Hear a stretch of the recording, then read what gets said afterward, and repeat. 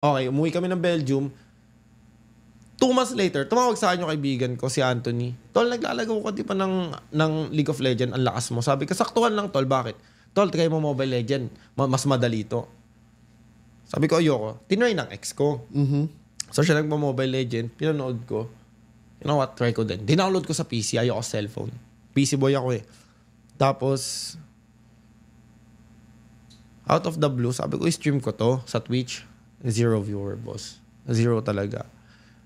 Pag nag-break kasi ako na ng 6 months eh.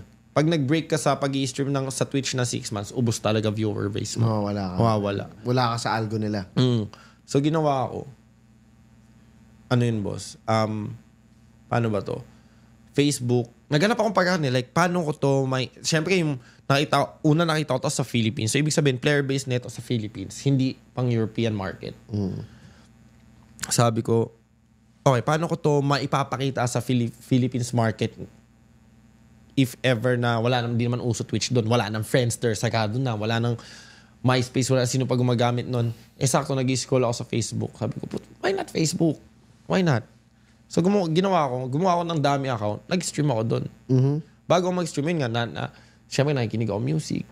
Laging patugtugan talaga, Glock 9, mga ganun. So, biglang, ayun nga, lumabas yung kanta ni Glock 9 na simula. Tapos nakita ko yung ano nun sa YouTube yung ano ba to? Yung image display niya. Kasi ngayon lyrics video na, di ba? Yep. Yun, ayun lang yung mukha ng album niya, Ako Si. Takton doon yung aso kong Chow Chow. Ako Si. Okay, yun na yun. Ako Si Doggy. Dami account. Bam. Wow. Stream. 200 viewers, naban yung account. Gumawa akong palibagong dami account. Ako Si Doggy Ako Si Doggy ulit. Stream, 200 viewers, ban account.